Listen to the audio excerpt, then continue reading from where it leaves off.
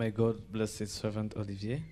Tugeze mu mwanya mwiza wo kumva ijambo ry'Imana. This is the wonderful time to hear the word of God. Ugiye kuribagezaho nitwa Musoni Eddy. The one who's going to share it with you is called Musoni Eddy. Ngiye gusobanurirwa mu rurimi rw'icyongereza na Bwana Bazambanza Moses. And the interpreter is myself, Moses, in English. May God bless you too. Amen. Dushimiye Imana kubw'abana umurimo bamaze gukora imbere yacu. We thank God for what children have just done before us. Iyo itorero cyangwa se iyo abera b'Imana batigishije abana, when the church or the saints do not teach children, isi yo irahari kandi iriteguye kwigisha abana bacu. The world is there and ready to teach our children. Internet zirahari ziriteguye kwigisha abana bacu. The internet is ready to teach our children. Hari telefone zirahari zo kwigisha abana bacu.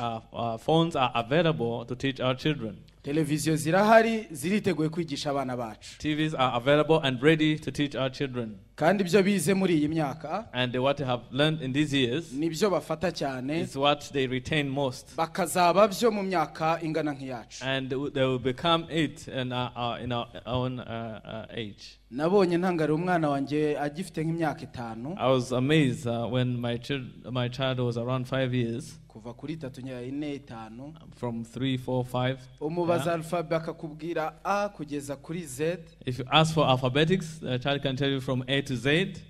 Akongera kahita garuka Z nanone kuri A. And he can do it backward from Z to A. Ushoboye ibyo ashobora no kuvuga ibya kuvitangire kugeza n'ibyahishuwe. So the one who can say that can also enumerate all the books in the Bible from Genesis to Revelation. So praise be to God, because the church of Christ is still there and it is training our children. Let us give a hand clap to Jesus because of children. So we are going to talk about the word of God. It is a wonderful word that God has prepared for us. And the title of the message is BIRASHOBOKA, that it is possible KUBA UMWIZERWA. To be faithful. BIRASHOBOKA, it is possible KUBA to be UMWIZERWA. Faithful. I thank God indeed for this teaching that He has given me. How come it is possible? Uko twese mbabaje ngo ijambo rivuga ngo ese ninde wemera ko Imana twizeye cyangwa se umwami Yesu twizeye ari kwizerwa rwose. Twese twashyira ukuboko hejuru. If I ask you if you believe that Jesus that we believe in is faithful, you all raise your hand. Uretse ko tubisoma mu ijambo ry'Imana, and in addition to the fact that we read it in the word of God, ko Imana ari yo kwizerwa, that God is faithful, ariko kandi no mu buzima bwacu, but even in our lives, yarabyemeje. He confirmed this, yarabiprovye yuko, and He proved that ari yo kwizerwa, that He is faithful. Hallelujah. Ndagira ngo rero tuganire gato kuri aya magambo. I want us to talk for a short while on these words. Ndabizi neza ko tujya gusoza. I know that when we be about to wind up, hari ikimana ivuganye nawe. At the end, God is going to speak something to you. Kubera iki kuba umwizerwa? Why should you be faithful? Isi, the world, ikeneye abantu babizerwa. Need faithful people. Ubwami bw'Imana, the kingdom of God, bukeneye abantu babizerwa. Need people who are faithful. Nta muntu numwe, there is no one else udakeneye, who doesn't need umuntu umwizerwa, someone who is faithful. Hallelujah. Kuba umwizerwa, to be faithful. Reka ntangire gutya. Let me start this way. Uyu Kristo Yesu twizeye, Jesus Christ that we believe in, iyo tumuhamya, when we proclaim Him, hari igihe tubogamira ku ruhande rumwe. There are times we lean on one side. Tubogamira ku ruhande, we lean on the side rw'imirimo ikomeye myiza yakoze kubifatika n'ibigaragarira amaso. Of great mighty works that He did that we can see with our own eyes. Ariko ndashaka guhamya ko uyu Kristo Yesu twizeye, but I want to prove that Jesus Christ that we believe in, akora umurimo, is able to do His work, imbere ndetse n'inyuma, inwardly and outwardly. Hallelujah. ndagira ngo wongere unyumve neza. I want you to listen to me carefully. Kugira ngo tujye tumuhamya imirimo ye. So that we can testify his works. Uyu Kristo Yesu twizeye. Jesus Christ that we believed in. Umurimo akora. His work. Awukora mu muntu w'imbere. He does it in the inner person. Akongera agakora n'inyuma. And also does it even outside. Iyo tumuhamya, so when we testify him, hari ubwo tugarukira gusa ku mirimo yo hanze. There are times we stop only for what is seen outside. Imirimo yo hanze tuvuga, so when we talk about works that are seen outside that we're talking about, yagusanze mu burwayi, he found you when you were sick, aragukiza, and he healed you. Ariko ndashaka kubwira ngo, but I want to tell you, ntabwo agarukira mu gukiza indwara gusa. He does not even stop from healing sicknesses. Hallelujah. Ndahamya umwami w'abami. I testify the King of Kings. Yagusanze mu bukene. He found you in poverty. Bwawe bwite cyangwa se n'umuryango wawe. Personally or your family. Akora ibikomeye. And he did mighty things. Aca inzira. And he made a way. Ubona akazi. And he found a job. Madame abona ikibanza mu isoko. Your wife found a stand in a market. Ubu ibintu ni salama. And now things are going on well. Ati ndashima umwami Yesu. I say, I thank the Lord Jesus. Ati Yesu we. I say, oh Jesus. Bakuvuga batakuzi. They speak about you when they don't know you. Wewe mere madame ikibanza muri asoko rya Kimironko. You gave my wife a stand in the Kimironko market. Kuguhamya. How comes I cannot testify? Ariko nje kuvuga Kristo utagarukira aho ngaho gusa. But I'm coming to talk about Jesus who does not stop from there. Hallelujah. Yes, ashimwe. Praise Jesus. Wari waratandukanye n'umugabo, wari waratandukanye n'umugore. Maybe you are divorced with your wife or husband. Abana bari barakunaniye. Or maybe children had really become difficult to manage for you. Ibibazo byinshi bitandukanye. So many different problems. Nawe kabisa ukavuga uti mwami iki wankoreye ndabizirikana. And when you say, oh Lord, what you did for me, I'm really grateful. We winjiye mu bantu uko tuvukana turi batanu bose bakaba barakijijwe. You have saved all the family members. Mana wowe wamvanye mu bukode uyu munsi nkaba ndyamye mu nzu yanjye. Lord, I used to rent a house, now I'm sleeping in my house. Nzaguhamya. So I'm going to testify. Uzamuhamye. So you need to testify him because you have seen him. Ariko nje kuvuga nanone Kristo. But I'm coming again to speak about Jesus. Utagarukira kuri ibyo byonyine. Who does not stop on those things only.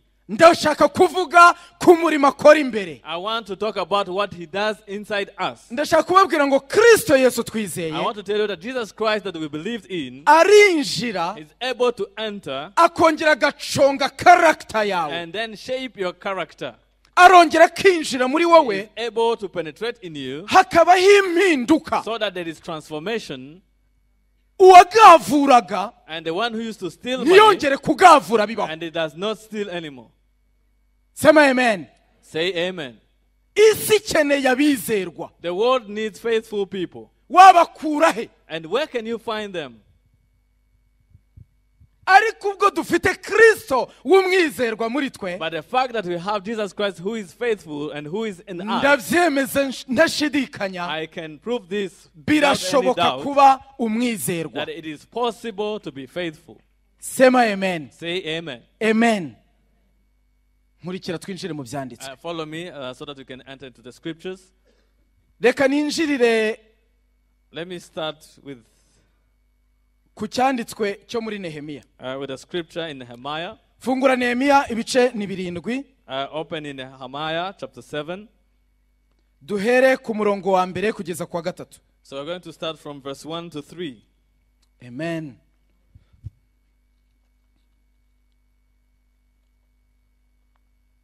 Nehemiya ahinyuma gato ya Esther.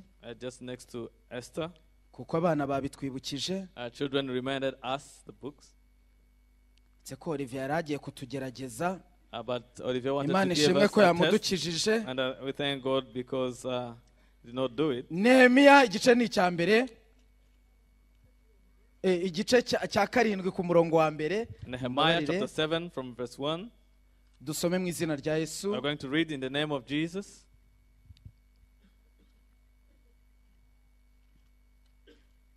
Dusome mu izina rya Yesu. We're going to read in the name of Jesus.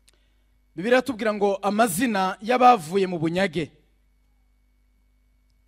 The names of those who came Nehemiya from captivity. ibice ni 7 kuva ku murongo wa mbere kugeza kwa 3. Nehemiah chapter 7 from verse 1 to 3. Bukeye inkike yuzuye maze guteraho inzugi ngashyiraho n'abakumirizi n'abaririmbyi n'abalewi, nuko mpa mwene data Hanani na Hananiya ubutware, mbaha, reka nongere nsome neza kuva ku murongo wa 2 cyangwa se kuva ku wa 1 aho. Bukeye inkike yuzuye, maze guteraho inzugi, ngashyiraho n'abakumirizi n'abaririmbyi n'abalewi, nuko mpa mwene data Hanani na Hananiya umutware w'igihome ubutware bw'i Yerusalemu, kuko yari umuntu wo kwizerwa arusha benshi kubaha Imana. Ndabategeka nti, inzugi z'i Yerusalemu ntizigakingurwe hataraba ku gasusuruko, kandi nibahagarara bagikumiriye bajye bakinga inzugi, muzikomeresha ibihindizo, maze mushyireho abarinzi bo b'i Yerusalemu, umuntu wese mu gihe cye, kandi umuntu wese yitegeye inzu ye. Reka mpuze ibi byanditswe byombi. Reka twongere dusome. Reka twongere dusome Timoteyo wa mbere. First Timothy. Timoteyo wa mbere. First Timothy.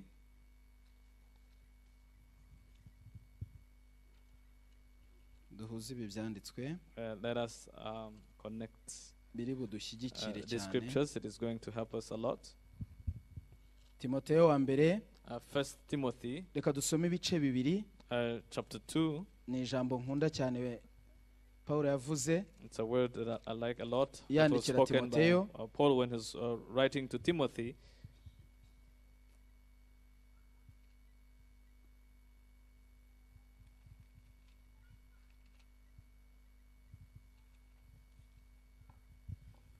Ku murongo wa 12. On verse 12. Timoteyo wa mbere. First Timothy. Igice cya mbere ku murongo wa 12 twahageze. Chapter 1 verse 12. Paulo ashimira Imana imbabazi yamugiriye. Ndashimira Kristo Yesu umwami wacu wambashishije, yuko yatekereje ko ndi uwo kwizerwa akangabira umurimo we. Nubwo nabanje kuba umutukanyi n'urenganya n'umunyarugomo, ariko narababariwe kuko nabikoze mu bujiji ntarizera. And I thank Christ Jesus Christ our Lord, who has enabled me, because he counted me faithful, putting me into the ministry. Although I was formerly a blasphemer, a persecutor, and insolent man, but I obtained mercy because I did it ignorantly in unbelief. Reka nongere mpuze n'ikindi cyanditswe cya gatatu tubirangirize rimwe. I'm going to connect it with the third scripture. Timoteyo wa kabiri aho imbere gato. Second Timothy. Ibice bibiri. Chapter 2. Duhere ku murongo wa mbere no wa kabiri. From verse 1 to 2. Umva icyo Paulo yabwiye Timoteyo. Listen to what Paul told Timothy. Cyareka mpere ku murongo wa mbere, aramubwira ati, nuko rero mwana wanjye Timoteyo, ukomerere mu buntu bubonerwa muri Kristo Yesu, kandi ibyo wanyumvanye imbere y'abahamya benshi ubimenyesha abantu bo kwizerwa. Bo gukora iki yemwe? Abantu bo kwizerwa bashobora kubyigisha abandi. You therefore, my son, be strong in the grace that is in Christ Jesus. And the things that you have heard from me among many witnesses, commit these to faithful men who will be able to teach others also. Twasomye turekeraho kuri ibyo byanditswe bitatu. So we can stop from those three scriptures. Ibindi dushobora kuza kubikoresha dutambuka. We may use others along the way. Ijambo ry'Imana riratubwiye neza muri Nehemiya igice cya 7. The word of God has just tells us in Nehemiah chapter 7. Ngo Nehemiya inkike z'i Yerusalemu. Nehemiah, the walls of Jerusalem. Nehemiya ni umuntu wahamagawe. And Nehemiah is someone who was called. atari ikindi ahamagara rero kugira ngo asane inkike z'i Yerusalemu zari zarasenyutse. So he was told to rebuild the walls of Jerusalem that had been destroyed. Yes, ashimwe. Praise Jesus. Ariko umurimo yakoze, but the work that he did, ubona mwitangiriro kuva mwitangiriro nyine ry'igice cya mbere cya Nehemiya, you see it from the first chapter of the book of Nehemiah, ukarinda ugeza muri icyo gice cya karindwi, up to that chapter of 7, ubona imirimo yose Nehemiya yakoze. You see all the works that Nehemiah did, uburyo bitamworoheye gukora uwo murimo, and the way it was not easy to do that work. Ntibyigeze bimworohera. It was not easy at all for him. Ariko wamushyizemo uwo mutwaro, but the one who put that burden in him, yaramushoboje. he enabled him. Niwe wahamije ngo, and he's the one who confirmed bitewe n'ukuboko kwiza kwari kuwundiho kuwiteka Imana, because of the good hand that was upon me of the Lord, nagiye mbona imiryango ikinguka. I saw those being opened. Umurimo yari yahamagariwe, so the calling abona ashobozwa kuwukora, he was able to do it. N'abandi bari bafatanyije. He was enabled to do it together with others who nubwo yahuye n'ibizazane, even though he encountered hindrances, ibizazane byaturutse ku bantu, hindrances from people, abantu, from people. burya icyica icyo wahamagariwe, you know what destroys your calling, ntago buri gihe ari imvura cyangwa izuba. It's not always rain or sun. Ahubwo, however, kenshi bica mu bantu. Many times it goes through people. Bibiri iravuga ngo, the Bible says, Satani ni umwuka, that the devil is a spirit, ukorera mu batumvira Imana, that works through those who disobey God. Uwo mwuka winjiye mu mugabo witwaga Tobiya, and that spirit entered into a man called Tobiah, n'undi witwaga Sanibalat, and another one called Sanballat. Abo bagabo bombi bazengereje umugabo bita Nehemiya. So both men gave a really hard time to Nehemiah. Ariko byanze bikunze umurimo urakoreka. But at the end of the day, the work was done. Hallelujah. Yes, ashimwe. Praise Jesus. Byagezeho inkike zuzura. It reached a point where the walls were built. Mu gice cya karindwi rero, in chapter 7, niho batangira kutwereka inkike zuzura. And that is where we see the construction of the walls coming to an end. Batwereka noneho, and they show us again, Nehemiya ashyira ibintu ku murongo. Now Nehemiah putting things in order. Abatambyi bagomba kujya ha, and say the priests are supposed to be here. Aba nabo bagomba kujya ha, and this type of people are supposed to be here. Batangira kugaragaza imiryango yagarutse ivuye i Babuloni. And they started showing the tribes that had come back from Babylon. Ariko undi murimo yakoze, but something else that he did, yatangiye kugaba. And now he started giving responsibilities. Aho niho nashaka kuvuga. And this is where I want to talk about. Yatangiye kugaba. He started to allocate responsibilities. Kugaba urimo urabyumva neza? Yes, to give responsibilities. Yatangiye gutanga. He started to give. Imirimo cyangwa responsibility nyine nkuko mwere tatabivuga. Amen. Ariko muri uko kugaba, but in that way of giving responsibilities, hariho ibintu yashingiyeho. There are criteria that he used. Hallelujah. Mu ahantu hambere yagabye, and the first responsibility he allocated, yatanze, or the first responsibility he gave, Yerusalemu. It is Jerusalem. Jerusalem. N'uyu munsi ni Yerusalemu irakomeye. Even today it is still very strong. Kuko kuva kera na kose, because even starting from long time ago, si umurwa uyoborwa na buri muntu uwo ari we wese. It's not a city who is led by anyone. Ngira ngo na nyuma y'intambara hano, and I think that even after the war, guteoranya ujya kuyobora umujyi wa Kigali, to select the one who is going to be the leader of the Kigali city, bapfa gutanga ngo ugihe ubonye wese. It's not a responsibility that you can give to anyone. Nehemiya arangije atoranya nde? At the end, Nehemiah selected Hanani na Hananiya. Hanan and Hananiah. Bibiri tubwira ngo abagabo, and the Bible says these were men bubahaga Imana, who feared God. Ariko hejuru y'ibyo, and in addition to that, yongeraho ijambo rivuga ngo, he added a word which says, babizerwa, who are faithful. Babizerwa, who are faithful. Babizerwa, who are faithful. Hallelujah. Babizerwa, who are faithful. Paulo we arandika yandikira Timoteyo. When Paul was writing to Timothy, ati Timothy, he said, Timothy, ndashaka kuguha ubuhamya. I want to give you a testimony. Ndashimira Imana, and I thank God kubw'ubuntu yangiriye, for his grace upon me. Ubuntu nagiriwe ntibusanzwe Timothy. Because it is amazing the grace that I receive from God. Imana yo mu ijuru, the heavenly God, yabonye ko ndi wo kwizerwa, counted me faithful. Irangije nayo irangabira. And then he gave me work. Ingabira umurimo wayo. He gave me his ministry. Hallelujah. Nehemiya ni umuntu, and Nehemiah is a human being, Imana nayo irimo iragaba. And God is also giving responsibilities. Hombi ndahakora. So I'm going to touch on both sides. Kuko uwo muntu umwizerwa. Because that person who is faithful, Imana iramukeneye. God needs him or her. Umuntu aramukeneye. And also another person needs him or her. Tugakura dushimwa n'Imana n'abantu. So that as we grow, we gain favor from men and from God. Amen. Amen. Bene data. Brethren, abizerwa barabuze. Faithful people are lacking. Habo. They are not there. Kandi Imana irababara. And this grieves God.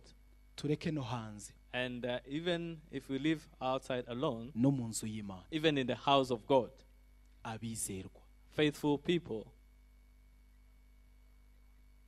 Abizerwa. Faithful people. Kuba umuntu to be a person ari umwizerwa who is faithful. Ndakora mu nguni zose. So I'll touch all the corners. Ubu umuntu ashobora guhamagara someone may call umushumba wa Omega Church, the pastor of Omega Church, ati pastor, and say, Pastor, ko ari we muntu ubi Kigali mu Rwanda, you live in Kigali in Rwanda, aho watubonera nk'umupasiteri warangije ishuri rya theologia. Can you find for us a pastor who has completed theological school? Pastor ati ndabafite benshi cyane. And pastor would say, I have many of them. Umuntu uzi kwigisha kabisa. Someone who is well at teaching. Ati ndamufite. I say, yeah, I have one. Na batanu bambaje nabakubwira. In fact, you ask me even 5, I can even name them. None se mushumba kari wo bi Rwanda. Now, pastor, because you are the one who lives in Rwanda. Ko umurimo nshaka kuzana mu Rwanda. Now, what I want to start in Rwanda, ni ibintu byerekeranye na compassion. It is something that concerns compassion, to help people, charity. Uwo mupasiteri nubwo rwose yarangije, even though that pastor has completed his studies, ariko wamumbonera akaba ari n'umwizerwa. Can you avail him to me, and is he or her faithful? Ndatekereza uko umushumba wa Omega Church w'i Rwanda yavuga. I'm trying to think of how the pastor of Omega Church in Rwanda she can say. Nari nakwemereye. I said I had allowed you. Ariko icyo kibazo cy'ubutuje gato. But for that problem, mbanze mbitekerezeho, so that I can think about it. Mbanze ngira gute? So that I can. Kubera ibindi bintu byose yari yabyemeye. Because she had accepted all other things. Ati n'abantu batanu nagira gute? And she said, I could even get 5 people. Abapastori batanu nagira gute? I can get 5 pastors. Ariko kuko uwo muntu uje Rwanda akaba mwongera ati w'umwizerwa. Now because the requirement requires someone who is faithful. Pastor safunga friend. And then ndabanza mbitekerezeho. Now the pastor said, give me time to think about this. Si ikintu cyo guhubukira. So it's something you really have to be careful about. Umuntu w'umwizerwa. A person who is faithful. Si umuntu ubonetse wari we wese. It's not anyone. Ngo kuko ari hano mu nzu y'Imana. Not just because someone is here in the house of God. No. Not the case. Umuntu w'umwizerwa. Someone who is faithful. Yes, ashimwe. Praise Jesus. Amen. Ndagira ngo mvuge ku bintu nka bitatu. I want to talk about 3 things. Bimwe bigoye kandi bigoranye rwose. Some of which are really, really difficult. Aho kuba umwizerwa birimo biragenda bibura. Where it is becoming difficult to be faithful. Ndagira ngo namwe muri ibyo bintu bitatu. And I want you in those 3 things. Hari ikintu cya mbere nawe uzi. And it's the first thing that you know. Reka mbe ntangi Olivier menya hari ikintu wari ati nakimenye. Maybe Olivier hari agasinya nyeretse agize ngo. There is a sign that he did like this. He showed it to me. Iyo bagize gutya wumvikira. When they do like this, what do you think about? Hari ijambo nsigaye numva na abanyamugi. There's a word that I always hear from people who live in town. Sinzi ko namwe muri bumvana cyane. I don't know if you hear that word from them often. Ukaganira n'umuntu mugahura. You can meet and talk with someone. Utise bite ko utanezerewe. Say, how comes you are not happy? Ati nabaye disappointed. And he says, I've been disappointed. Namwe iryo jambo musige muryumva cyane. Do you hear that word often? Nukubera ko. It's because Uwo icyo yari yizeye, what he was expecting, uwo yari yizeye, the one who was trusting, cyane ko none yari afite na etikete yitwa uburokore, and now because he has a label of being saved, ati ndababaye, and he said, now I'm disappointed. Siko nabitekereza. This is not what I was expecting. Siko namwibazagaho. This is not what I was thinking about him. Urumva twatangiye cya gihe, You know that time when we started, nari nziko, I thought that, ariko ndatunguwe, but now I'm surprised. Ariko ndahamya, but I testify, nashidikanya, with kuba conviction, umwizerwa birashoboka. it is possible to be faithful. Amen. Reka tuvuge kuri ayo mafaranga. Let us talk about money. Bene data, amafaranga, Brethren, money, amafaranga ni amafaranga nyine. money is just money. Bibiliya avuga ngo ni umuzi w'ibibi. And the Bible says it is the source of all evil. Umuntu abasha kuririmba, Someone may be able to sing, umuntu abasha gukora, someone may be able to ariko ku work, kintu cyitwa amafaranga, but when it comes to money, uko ibihe birimo biragenda byigira imbere, as the time goes by, niko bizerwa ku kintu cyitwa cash even faithful people towards money, ari ikibazo. it becomes difficult. Ubu ngubu Now, kuma amafaranga duhuriye ahantu hanjye Gatsibo, if you give me money, if we meet at Gatsibo, utakira ibi bihumbi 10, and they say receive these 10,000, ubinshire Pastor Emmanuel Murangira, and give them to Pastor Emmanuel, mugezaho 8. when I reach there, I give him only 8,000. Uti muvandimwe rero Emmanuel, And they say, my brother Emmanuel, navuye Gatsibo koko, it's true, I came from ngeze Gatsibo. Kayonza, But when I reached at ngikatanya Kayonza, gusa, after just turning the corner, nabonye ya nka iri muri rompo ya Kayonza, I saw a cow nibuka which was amata on the yayo, roundabout, and I remembered his milk. ariko bene data sibyo, But brethren, that's not true. sibyo. That's not true. Ibukuru umwana w'Imana, Remember that you are a child of God, uri muri wowe ni umwizerwa. and the one who is in you is faithful. Abatubanjirije baremeye bariyima, Those who came before us are ariko to bakaba sacrifice, bizerwa. but in order to be faithful, Kuko ijambo ry'Imana rimwe riratubwira uyu mwaka, because the word of God is telling us this year tugakura dushimwa n'Imana n'abantu, that as we grow, we should gain favor from God and from ariko ku people. ijambo ryitwa umwizerwa But for the word which says ni faithful, ikibazo. it is a problem. N'ubu mpamagara ati muvande hari umuntu wampera aho ngaho bya bihumbi 100, If you call me right now and say, can you give the 100,000 francs to someone? nakubwira ntibuburetse, I would say, just be patient. nubwo byihutirwa, Even though it was so ari urgent, ndemera nyohereza kuri mobile money, but I would prefer to use mobile money to send. nubwo mwene data ari kujyayo. Even though my brother would have gone. Amafaranga, Money. ariko hari ijisho ry'Imana, But there is God's eye. turimo turibagirwa. We are forgetting Kuba umwizerwa, to be faithful. bene data, Kristo Yesu twizeye, Brethren, Jesus Christ that we believe in, ijambo ndi kuvuga the word that I'm talking about, ni ijambo riduconga, it is a word that sharpens us riturondora. and that discerns us. Amafaranga atari ayawe si ayawe, If money does not belong to you, it does not belong to amafaranga atari ayawe si ayawe. you. If money doesn't belong to you, it doesn't belong to you. Kera nakuze numva yuko abakozi bagavura bo mu A rugo, long time ago, I used to hear that housemaids do steal money. ariko uko ngenda nkura But as I continue to mbona grow abantu up, bize bagavura. I saw even people who went to school who also steal money. Sinari nzi ko abantu bagavura, I didn't know that people steal money. bakuze bize, Grown-up people who have gone to school who are ariko educated. burya abantu bize bazi kugavura. But even Mwokagira Imana, educated people are good at stealing money. baragavura. They steal money. Kugavura muzi icyo ari cyo? Do you know what it means to steal money? Ntabwo ari imvugo nandukanye muri iyi minsi. It's not just a new word. Kugavura mwaba Do mubiziho? you know what it means to steal money? Imana ishimwe ko mubizi. We thank God because we know it. Ariko However, biterwa n'iki? so what causes it? Uko bukeye uko bwije, Day and night, turimo turatinda mu nzu y'Imana. we are staying for long in the house of God. Uko dutinda ariko igitinyiro cy'Imana kigenda kishira. And as we continue to stay in the house of God, the fear of the Lord continue to diminish. Uko uzi buji igenda ishira, The way a candle melts, niko igitinyiro kigenda gishira. that's how also the fear of the Lord is melting. Gutinyuka gukoraho, To dare to touch, gutinyuka kuryaho, to dare to eat, gutinyuka cyane to dare a lot ukora ku bitari ibyawe. as you touch things which do not belong to you.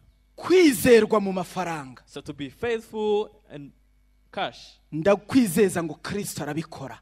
I'm telling you the truth. Ukaba umwizerwa bene data. So that you can be faithful. Waje Burayi umuntu yaguha 2 by'amadolari. When you go to Europe, if someone gives you uko byakabaye ukabishikana ukabimuhereza gutya. You go and give the money without taking anything. Reka basi nkongera akantu. Let me add something. Waje yamushyira. So when you take that money to someone, ushobora no gusanga akozwe hakakwiheraho nk'ijana ry'amadolari. That person may be touched and give you even $100. Nukuri. It's true. Natangajwe n'ubuhamya bw'ejo bundi reka ndangize kuri icyo kintu cy'amafaranga. I was amazed by a testimony that I had. Narabwumvise ubwo buhamya numva buranejeje muri iki cyumweru cyashize. A testimony that I heard in the previous week and aho mwene data umwe narakijijwe. Where a brother who is saved ngo yatoraguye izi credit card.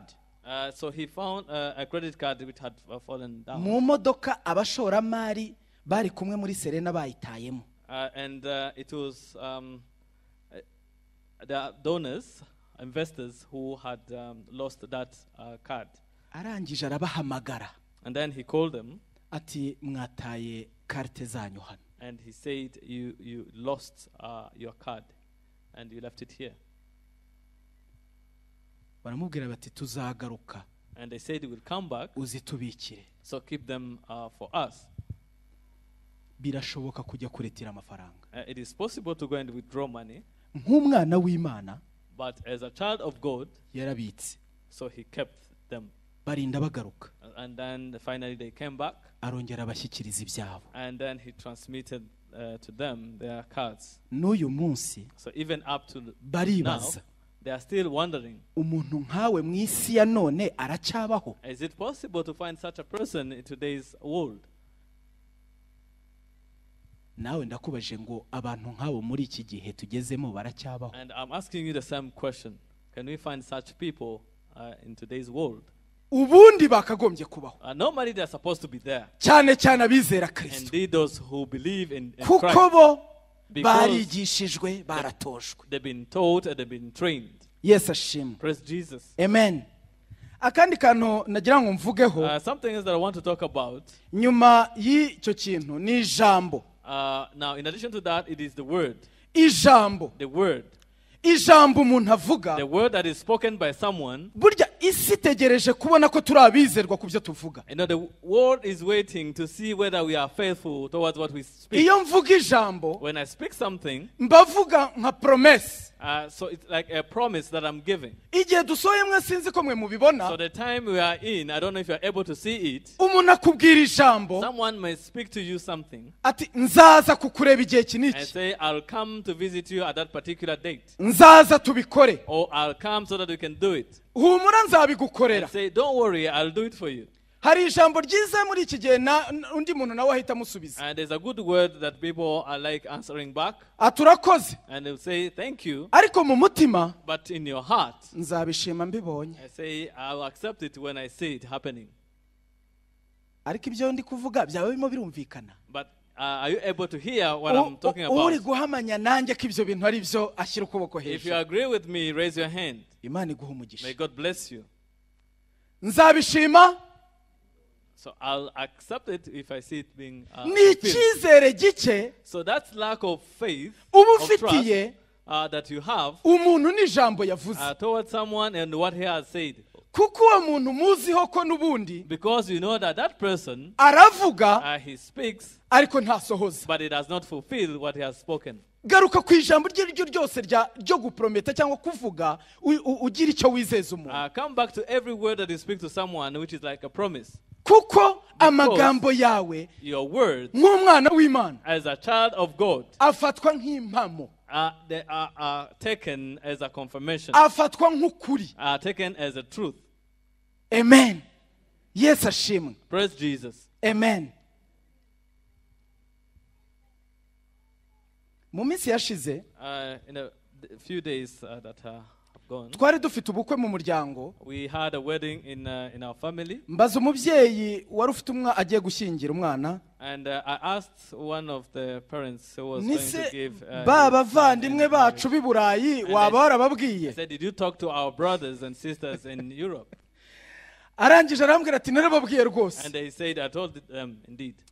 Atariko nagira ngo nkubwire ko umwe muri bo. But I want to tell you that one among them. Arangije kumbwira umwe muri bo mpita mumenya. I said one among them, and I thought immediately of that person. Ati yavuganye na wa mwana wanjye. And he said he spoke to my child. Hari ibyo yemeye. And there are certain things he accepted. Hari ibyo yamwemereye. There are certain things that he promised him. Aramubwira ati kuri liste yawe. And he said on your list. Uvanemo iki. So remove this. N'icyo kivanemo. And also remove this. N'icyo kivanemo. And also remove this as well. Na kiriyo kivanemo. And also even that other thing, remove it. Atariko. But he said, however. Telefone yayishyize hasi. So he put down his phone. Umwana aza kundeba. And then someone came to see me. Ati mama. And they said, ko bambwiye ko kuri list bihari rwose nizere. They told me that I should accept that all things have been ticked on the list. Tubyizere tubivanemo. So should we believe in this and remove them? Ngo baraterana uko bavukana na mama wabo. So they gathered the entire family with their mother. Ibyo yavuze bucya bajya kubigura. And so the same things that he had promised, they went to buy them. N'uyu munota aho mvugira ubukwe bwararangiye. Even now when I'm talking, n'ubu turacyategereje bya bintu. We are still waiting for those things that were promised by that person. Nguko uko bimeze. This is how it is. Umuntu umwizerwa wamukura he? Where can you find someone who is faithful? Ese birashoboka kuba umwizerwa? Is it possible to be faithful? Bene data isi ikeneye abizerwa. Brethren, the world needs faithful people. Bene data namwe uko mwicara mukeneye abantu babizerwa. Brethren, as you are seated here, you need people who are faithful. Ufungura company wese hano. Whoever opens a company. Wese arimo arakubwira ati wambonera umwana muzima. Everyone is asking for someone who is faithful. Ndakeneye akana twakorana. I need a young person who can work with me. Kizi bingibi. Who studied this. Ariko kakizerwa. But who is faithful? Hallelujah. Hallelujah. Ariko umwizerwa. But who is faithful? Ninde udashaka kwicaza kubye umuntu umwizerwa? Who doesn't need a steward in his own things who is faithful? Ko numva nshaka umuntu twafatanya muri business. I want someone I can partner with in business. Wambonera umuntu umwizerwa. Can you find for me someone who is faithful? Ati umuntu ufite amafaranga ndamufite. I say I have someone who has money. Ebana kuba ari umwizerwa byo ntubimbaze. But to be faithful, don't ask me that. Urazi biriya bintu byo kumwizerwa muri iki gihe? You see now being faithful nowadays. Bizwi n'Imana yonyine. It's only known by God. Nirondora mu mutima. He's the one who can discern a heart. I'm not God. Biteye ubwoba. So it's so scary. Imana imanura ijambo nk'iri. When God brings such word, nuko ishaka ko tuba umucyo. It's because he wants us to be the light. Sema amen. Say amen. Irashaka ko tuba umucyo. God wants us to be the light. Turi mwisi. We are in the world. Isi yanduye. Which is wicked. Ariko itorero ntago riragenda. But the church has not yet gone back. Kristo aracyafite abantu bamuhagarariye. Christ still has bashobora kwerekana ko bishoboka kuba umwizerwa. Who are able to demonstrate that it is possible to be faithful. Yes, ashimwe. Praise Jesus. Ndakubwiza ukuri. I'm telling you the truth. Ntago byoroshye muri iki gihe. It is not easy nowadays. Ninde wafatanya nawe muri business? Who can you partner with in business? Ujya kumva umuntu aje kukubwira ati muntu. Someone can come and say, umva ko nashakaga umuntu. I was looking for someone. Abo muri famille banje narabihoreye. I put aside my family members. Barahagera bakazana ibintu by'ubufamiliye nyine urabyumva. When they come, they started bringing our family stories. Ati uyu ngusa akize tutari kumwe so umwana wa shangazi. He got rich and he's our relative. Ibyo byica akazi kubi. You know, such thing can really destroy business. Ati rero iby'imiryango nabyihoreye. So I'll put aside family members. None wambonera umuntu muzima wamfasha. Can you find for me someone who is faithful who can help me? Wamukura. So where can you find him? Ubu wagendera gusa ku muntu ngo nuko agenda na Bibiliya ngo no umwizerwa. So the fact that someone carries the Bible. Ko mbonye abantu bazifite amukwaha batarabizerwa nzabigenza ne. I've seen people who carry Bibles but who are not faithful. What can I do? Ariko Imana irimo irarangurura. But God is speaking. Ngo nituba bizerwa ku bito ndetse no ku binini. I say we should be faithful in little things and also in bigger things. Yes, ashimwe. Praise Jesus. icyizere trust, iyo cyamaze gushira, once trust is lost mu bashakanye, in a couple, biba birangiye. that's it. Amen. Icyizere, kwizerwa gusa, when trust kuwo mwashakanye nawe, with the one you are married with, iyo kibuze biba birangiye. when is lost or is lacking, that's the end. Ariko Imana irimo irifuza ngo, but God's desire is ubwo that twakiriye ari uwo kwizerwa, ubwo uwo twizeye cyangwa se uwo twakiriye muri twe ari uwo kwizerwa, the fact that the one you have received in us is faithful or trustworthy, birashoboka kuba umwizerwa. it is possible to be faithful. Hallelujah. Birashoboka kuba It is umwizerwa. possible to be faithful. Amen. Nehemiya arangije atoranya Ananiya, Nehemiah, at the end, he selected Hanan and Hananiah. ati aba bagabo bubaha Imana, And they said, these two people ariko obey kandi God. ni n'abizerwa, And in addition to that, they are faithful. nibo ntoranyije, So they are the ones I've chosen. ni abantu nzi ko bazabikora And neza, I'm convinced that they'll do it ni well. abantu nzi ko kuri Yerusalemu bazabishyira ku And I'm murongo. convinced that they'll put Jerusalem in order. Niyo mpamvu nabagabiye kuyobora And Yerusalemu. that is why I have put them in charge of Jerusalem. Yesu ashimwe. Praise Jesus. Ndashaka kubabwira ngo twitoze kuba I bizerwa. want to tell you, let us train ourselves to be faithful. Uzabona imiryango mu buzima igenda And ikinguka. you'll see those being opened in your life. Iki kintu cyitwa kuba To umwizerwa, be faithful. ndi umuhamya wabyo. I'm a witness of this. Ni urufunguzo rufungura umugisha, It is a key that opens twirirwa for a blessing dusengera mu gitondo na that nimugoroba. we pray for day and night. Kuba umwizerwa, To be faithful, ndababwiza ukuri, I'm telling you the truth. ni urufunguzo, It is a key. ni urufunguzo, It is a key. bizaguhuza n'abantu, And it will connect you with people. bizakubahisha mu bantu. And it will bring honor Hallelujah. from people towards you. Ndakubwiza ukuri, bizagukingurira I'm imiryango, telling you the truth. It will open doors for you. isi izakwifuza, And the world will desire you. abantu bazagukenera, And people will need you. amasoko uzayabona, And you'll get business. bazakererwa kuri dekorasiyo wowe uhagere mbere y'igihe. When they delay to do, for example, decoration, you reach there on time. Bene data, isi ikeneye abantu nk'abo. You know, the world needs such people. Ubwo Imana irimo iravuga gutya rero, As God is speaking this way, irimo irabacira inzira. so God is making a way for you. Webe umwizerwa mu bito no mu binini, Be faithful in little and big urebe things, ngo isi and see how Isi. the world. ntabwo uzakena, nukena uzaza umbwire. You are not going to be poor. If you become poor, come Bene and talk to me. data, kuba umwizerwa Brethren, to be faithful. muri iki gihe dusohoyemo, And nowadays, bene abo bantu such people barakenewe ku isoko are so needed on the kuruta market abafite metirize. than those who have masters. Iyo uvuganye n'umuntu If you speak to someone ufite lisansi, urumva ntabwo anyuzwe kuko ku isoko ntabasha kubona akazi. who has a degree is not satisfied because he's not able to get a Ariko job on reka the market. nkubwire, But let me tell you, nushaka kubona iyo metirize, even though you may even get a master's wongereho na za n'izindi, and even add like PhDs, ariko utibitseho iki kintu Kristo akubwiye umunota, but if you are not kuba umwizerwa, to be faithful, ndakubwiza ukuri, I'm telling you the truth. uzakabona ntuzakarambaho. You get a job, but you not keep it Erega for long. abanyesi nabo barabona, Because even people of the ugira ngo world baba are able barusha to see. ubwenge, Do you think that you are cleverer nabo than them? bakeneye umuntu uza kujera ibintu byabo neza. They also need someone who can come and manage their things well. Nabo bakeneye umuntu batuma agatumika uko yabijyanye akaba ariko bisohora y'amahoro. They want someone, if they send that person, is able to fulfill things as needed. Hallelujah. Iyi ni inyigisho Kristo aduhaye buri muntu wese mu rwego rwe. This is a teaching that Christ is giving each one of us at our own level. Buryo uko umukozi agavura ku itomati akaguriza 150 no kuguriza 200. As a housemaid steals money instead of buying a tomato for 100 and buys for less. Ishu kuko utazi ko wamutumye ishuri imwe. The fact that you have requested him to buy one cabbage. Ujya kugurisha burya hari ishuri remera. There's a Hari cabbage n'itaremera. which is heavy and another one which is light. Abanza ubwo ati ageze muri domaine ye. That's a field. Nubwo wabona ishuri ingana gutya. So even though the cabbage may have this size, ariko yose ntagura kimwe. but all of them do not have the same price. nukuvuga ngo hari riremereye riba rifite igiciro cyaryo. So the one which is heavier has its own price. Hari n'ikindi ubona ari kinini. There's another one that you see which is bigger. Ndani, but inside amna kitu. It is empty. Kandi nacyo and even that one, akaba yagutumyisha.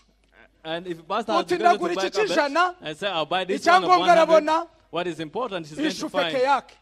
She's going to find it.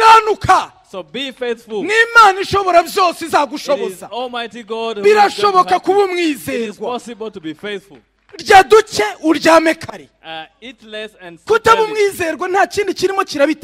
What is preventing you from being faithful? The source of all that is an unsatisfied heart. Because you want to ride in a vehicle like the one of someone else. Do you know the process that he used to get? Or with the excuse that you graduated at the same time? Graduation and say we graduated at the same time. That concerns him. Everyone has his own day. Everyone has his own time. Be faithful in small and big things. And you'll see God coming to your rescue and doing good things for you. Stop from being release those things. This is not your blessing. Let them go away. Just sign for him without giving you something. Prove without giving a bribe, because it does not belong to you. Just sign for him. Thank him only. You don't know. Because by being faithful, because he may even remember you. We have a God who makes people think about it and rewards us, but without being a hindrance to them. The chair you are seated on, they are waiting for you to sign without asking for a bribe. I say, go and come back tomorrow. When you come back tomorrow, I say there's something which is lacking. So you bring the file which is lacking. There's another document which is lacking. Then you say, now you have spent a whole month coming here, now all the documents are complete. So what is lacking is a baptism card. But tell me, your card of baptism. And they say in this file, what is lacking is your card of baptism. So you know such stories of baptism certificate. You know everyone has a baptism certificate. But brethren, the source of that is not something else. It is a heart which is not satisfied. I want to wear a shoe like the one of Chantal. Ntuzi tantine we, ntuzi tonto, mureke. Uncle, leave her alone.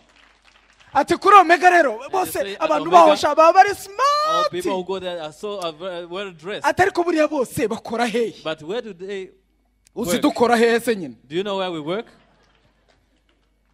Nago babwiye imishahara yacu uzi dukora hehe se nyine? They told you our salaries, isn't it? Bene data. Brethren. Mureke kwifuza umugisha wundi. Do not desire blessings, because it is difficult to walk in someone's shoes. Just be gracious and be satisfied with what you have. Be faithful. Be faithful. Take what has been given to you and translate it, moving. Give away. I know the people who lead companies here, and I know they are listening to me. Parents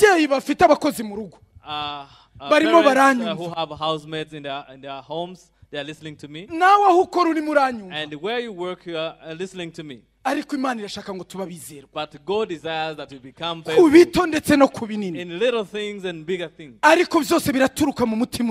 that comes from a heart which is satisfied. Because it is possible. So the word which says it is impossible, even we Christians, we are saying it is possible. Because it is possible for everyone who believes. So believe in that walk with your feet where possible. we can be naked where possible. Umva ibura amavuta yo kwisiga aho bishoboka. You may not have lotion to use. Hari umunsi wo gutabarwa kwawe. But the day of rescue. Hari umunsi wo kugirirwa neza kwawe. Your day will come. Nubwo bamwe baba bavuga ati ariko bari abantu nabakire rwose hano basengera baba bameze neza rwose. Even though some people may say these people are rich and they are twese ntago tuba duca mu buzima bumwe uko ubutubona twese hano. The fact that you see all of us, you are not going through the same life. Abo njya mbwira ubuzima bwanjye. The people I share with my life. Igihe Uwiteka Imana ngiriye neza gutangira guhagarara imbere y'abantu. When God did good to me and allowed me to be standing before people. Mama Domina niba byibuka n'icyagiye mu Kanogo. If Mama Domina remember this is the time we were at Kanogo. Birashoboka kuyobora amateraniro urukweto rutobotse. It is possible to lead a service when you narayoboraga kandi nanjye ariko nkirinda kuzamura cyane ariko. Ubwo se wazamura kandi ubona abantu bakuri imbere. Hallelujah. wihagararaho nyine nawe ntujye uzamura. So you try to ariko ubu ngubu ushobora kuzamura nyine nkagenda nzamura. ibihe biratandukanye. Because seasons are different. none se sinayoboraga amateraniro se. So I used to lead a service. singuyise umushumba wanjye kuva kera. And my pastor is here. tukayobora. And he will lead the service. kandi amateraniro akagenda neza. And the service will go on very well. ntabwo binsaba kujya kwiba ngo nze mpagarara imbere yanyu nambaye ikoti rivuye mu kutizerwa. That comes from lack of faith. Hallelujah. ntabwo bidusaba kuziba ngo twambare amakoti agezweho. It does not require us to go and steal so that we can put on suits which are on fashion. ibinyoteri nibiziraka bizajyeho. Even though it is worn ariko out, tuba bizerwa. if it is torn, it's okay, but let us be faithful. umwizerwa ni urufunguzo. Be faithful, it is a key rw'umugisha ugutegereje hari imbere. of a blessing waiting for you ahead. Hananiya na Hanani, Hanan and Hananiah, kuva mu gice cya mbere cya Nehemiya, starting from chapter 1, ntabwo yari azi neza yuko ari we uzagabirwa Yerusalemu. he didn't know that he would be the one who would be put in charge of Jerusalem. ariko inkike zimaze kuzura. But once now the walls were built, inkike zimaze kuzura. after the construction of the rebuilding of the bimaze walls, kuzura. once it was completed, Hananiya, I said, Hanan murabizerwa. and Hananiah, you are faithful. Yerusalemu. Here you are, take Jerusalem. nawe Yerusalemu yawe irahari.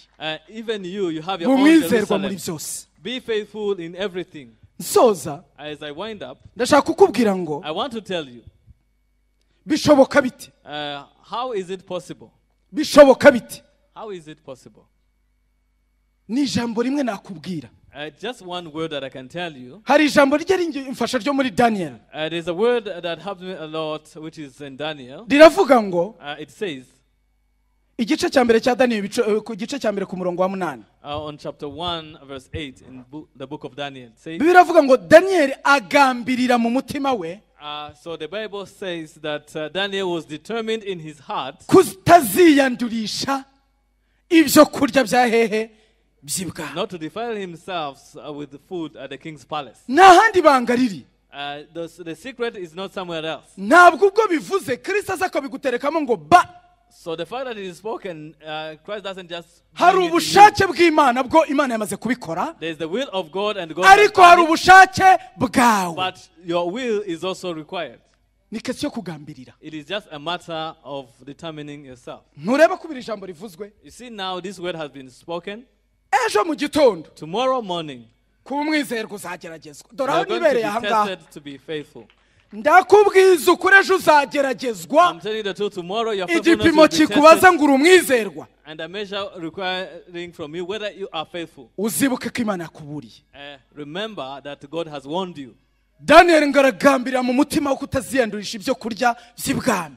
So Daniel was determined in his heart not to defile himself. natwe birashoboka kutiyandurisha ibyo kurya byo muri iyi si. So it is also possible for ourselves not to defile ourselves with the food of the world.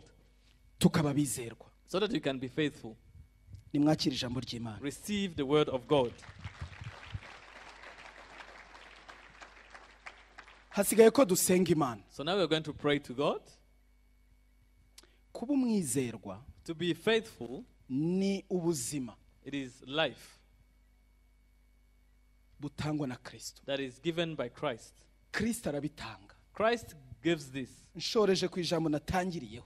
I wind up telling you what I started with. Kuba umwizerwa birashoboka. It is possible to be faithful. Ubwo abandi muri twe tufite ubuhamya, if we have witnesses in our midst, ko ari abantu babizerwa, that those people are faithful. Abo those people, nibyo binyemeza ngo kuba umwizerwa birashoboka. That approves to me that it is possible to be faithful. Mbonye umuntu wavuye hanze. I've just seen someone who came from overseas. Nshimye Imana. So I thank God.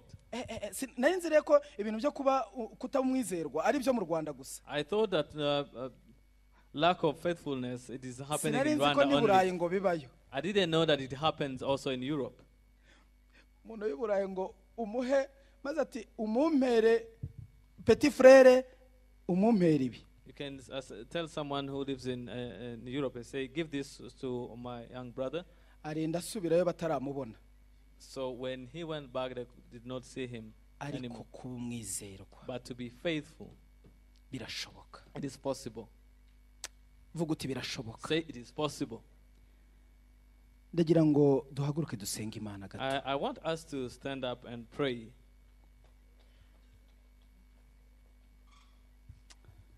Nukuri surely hari ikimana ivuganye nawe. There's something that God has spoken to you. Genda bizi neza ko hari ikimana ivuganye nawe. I'm convinced that God has spoken to you.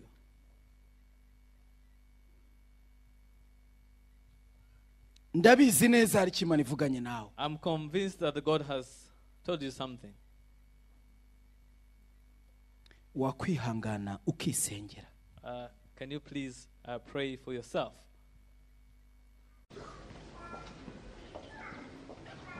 Mwami Yesu. Oh Lord Jesus. Umva gusenga kw'abana bawe. Hear the prayer of your children. Mwami buri muntu wese hano ariyizi. Lord, each one of us, or each one person here, azurugero rwe rwo kuba umwizerwa. He knows his journey of being faithful. Twese mwami Imana suko twari twagerayo. All of us, it's not because we have reached our final destination. Mwami twese siko byari byakunda rwose ko tuba bizerwa mu buryo wifuza mwami. Lord, all of us who are not yet faithful this way. Ariko duciye bugufi imbere yawe. But we humble ourselves before you. Ndakwinginze uyu mupapa uri kubigusaba. I plead you, oh Lord. Uyu mumama uri kubigusaba. Uyu musore uri kugusaba kuba umwizerwa. Uyu mukobwa uri kugusaba kuba umwizerwa. Mana bikore kuko birashoboka. Mana bikore kuko birashoboka. Uri Imana dukoreye ibitangaza turabibona. Ariko uri Imana ishaka no guconga karaktere zacu. Uri Imana ishaka guhindura imigendere n'imikorere. Lord, we want to change our attitudes and the way. Uri Imana ishaka kudusangaho turi tukagaragaza yuko uri muri twe ari kwizerwa natwe ariyo mpamvu turabizerwa. Mana ndagushimiye kubw'impano uvugije. Lord, I thank you for this trumpet. Nuko mwami bona turi gukora byose. Even though we are doing everything, ariko kwizerwa bikabura. But being faithful, it is Mwami yaba mu buzima bwo hanze mu kazi. Even in the life outside. Mwami yaba mu itorero. Being even in the church. Yaba mu buzima busanzwe. Even in daily life. Mu bwami bwawe. In your kingdom. Abizerwa barabuzema. Faithful people. Nyamara bavuga izina ryawe. While they speak about your name. Kera. Lord, a long time ago. Ibihe bya kera. In the past. Havugwaga kuba ngo uyu muntu ni umurokore. People used to say this person is saved. Bikaba bisobanuye ngo ni umwizerwa. And it meant that person is faithful. Ariko uyu munsi ntabiriho ma. But nowadays it is normal. Mana uyu munsi ntabiriho. Lord, it is normal. Ariko suka bizerwa badahari. And it doesn't mean that faithful people are not. Mana urashaka ko biva ku gipimo bimwe bijya ku kindi gipimo kiri hejuru. Lord, wanted to move it from a lower level to another. Ndagushimiye ko byumvise. Lord, I thank you because there's been. Ndagushimiye ko uyu mwene daturaha byumvise. Lord, I thank you because my brother and sister. Ndagusabye mwana. I request from you, O Lord. I pray for each person present here. Lord, because this is not just knowledge. It's not just knowledge that we give, but it is life. It is life. It is life. It is life. umwizerwa n'ubuzima. To be faithful, it is life. Bidusaba kuba bizerwa mwami muri It byose. requires to be faithful in everything all over. Mu ngendo dukora. In the journeys that we mu twashakanye. in our marriage. Mu byo duhura nabyo buri munsi. In what we encounter aho every day. twiga. Where we study. aho dukora. Where we work. mu miryango yacu. In our families. mu byo tuvuga. In what we speak. mu byo dupromete abantu. In what we promise to be. mwami urifuza ko tuba bizerwa. mu bito ndetse no mu binini. kuko uri Imana ifite ijisho kandi urareba. Because you are God who kandi ukagororera buri muntu wese. And you reward each person. wemeye kuba umwizerwa. Accepted to be faithful. ndagushimiye mwami kubwira ijambo. Lord, because of this word. ndagushimiye mwami kugutubohoye. Thank you, Lord, because you have set us. ndagushimiye kubukijije mwami. Lord, I thank you for the word you have said. urakoze Yesu. Thank you, Jesus. icyubahiro kibi cyawe. Glory be yours. tugukomeye amashyi. Clap our hands for kuko uri Imana. Because you mu izina rya Yesu. in the name of Jesus. tugutamene. Say amen. tugutamene. Say amen.